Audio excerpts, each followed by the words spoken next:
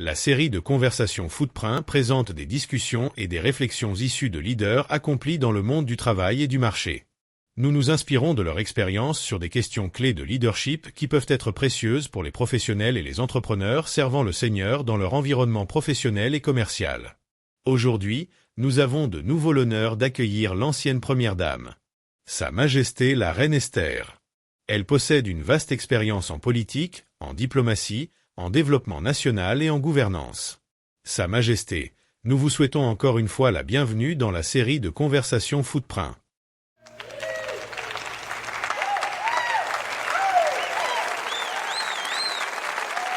Je suis heureuse d'être avec vous aujourd'hui et je salue votre auditoire.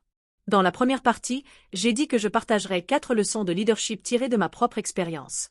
La première leçon que j'ai abordée était la formation. À partir de mon expérience personnelle, je veux dire à toute personne de votre auditoire qui traverse des moments difficiles que, si elle est un enfant de Dieu et qu'elle cherche à lui plaire, ces moments difficiles sont destinés à la façonner pour quelque chose de plus grand. Dois-je passer à la deuxième leçon de leadership? Nous y arriverons bientôt, mais avant cela, j'ai reçu 2 commentaires de l'auditoire concernant votre enfance difficile en tant que pauvre orpheline dont vous avez parlé dans la première partie. Laissez-moi lire ce commentaire.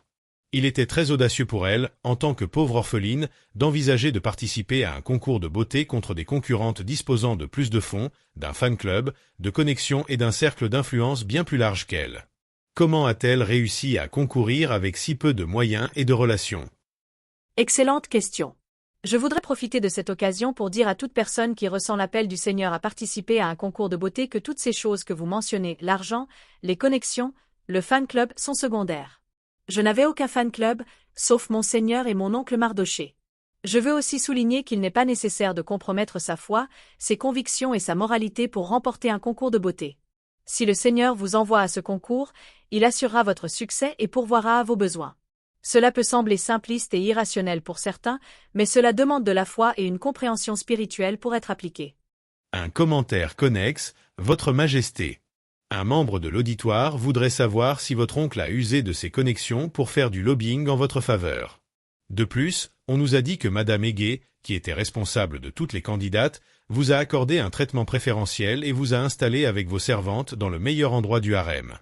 Que pouvez-vous nous dire à ce sujet? Excusez-moi pour ce rire. Lobbying et connexion? Moi, j'appelle cela la faveur.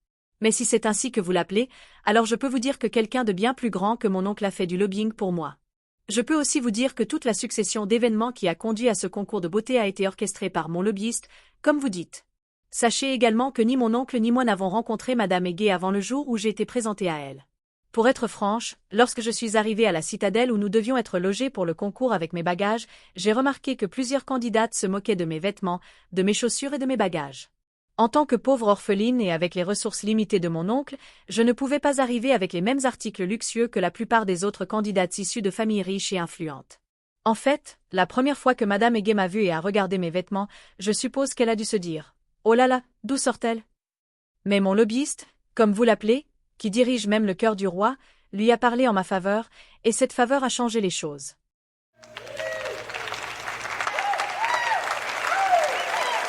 Waouh, c'est très inspirant, Votre Majesté. Nous pouvons maintenant passer à la deuxième leçon de leadership. Ces commentaires ont en fait été très utiles pour comprendre la deuxième leçon de leadership, qui est de servir. Comme je l'ai dit, la première leçon est la formation, et la deuxième est de servir. Quelqu'un dans votre auditoire pourrait penser qu'il ou elle a obtenu son poste grâce à son intelligence, à son argent ou à l'influence de sa famille. Mais si vous êtes comme moi, qui suis arrivé à ce poste grâce à 100% de faveur en tant que pauvre orpheline, vous comprendrez que le poste est destiné au service et non à soi-même. Lorsque j'ai pris mon rôle de première dame, l'une de mes convictions les plus profondes était que j'étais la ministre du Seigneur dans le gouvernement du roi Xerxès. Tout ce que je faisais devait être accompli avec diligence et efficacité, comme pour le Seigneur. Mon allégeance était envers le Seigneur. Mon véritable supérieur était le Seigneur, alors je m'efforçais toujours d'aller au-delà de ce qui était exigé de moi en tant que première dame. Je veux dire à quelqu'un dans votre auditoire que le poste que vous occupez ou que vous cherchez à obtenir est destiné au service. Vous êtes à ce poste et dans cette organisation en tant que ministre à plein temps du Seigneur, même si vous vous présentez comme comptable, charpentier, diplomate, directeur ou médecin. Je développerai cela dans la troisième leçon de leadership. Oh, le temps passe si vite quand on s'amuse. Nous devrons reporter la discussion sur les 3e et 4e leçons à une prochaine fois. Puis-je demander que mon oncle Mardoché se joigne à moi pour discuter des 3e et 4e leçons de leadership? Bien sûr, ce serait une excellente idée. Merci pour cette proposition.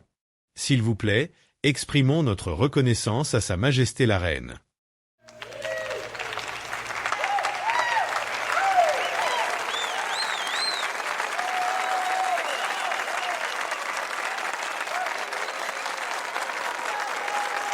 Si la série de conversations Footprint a été une bénédiction pour vous, veuillez la transmettre à d'autres personnes pour qu'elle soit une bénédiction pour d'autres. Vous êtes une troupe de théâtre chrétienne, un club littéraire ou quelqu'un qui possède des talents créatifs. Souhaitez-vous utiliser vos talents créatifs pour transmettre les principes bibliques sur le leadership aux professionnels et aux hommes-femmes d'affaires chrétiens sur le lieu de travail et sur le marché? Alors, mettez vos talents à contribution pour avoir un impact sur le royaume.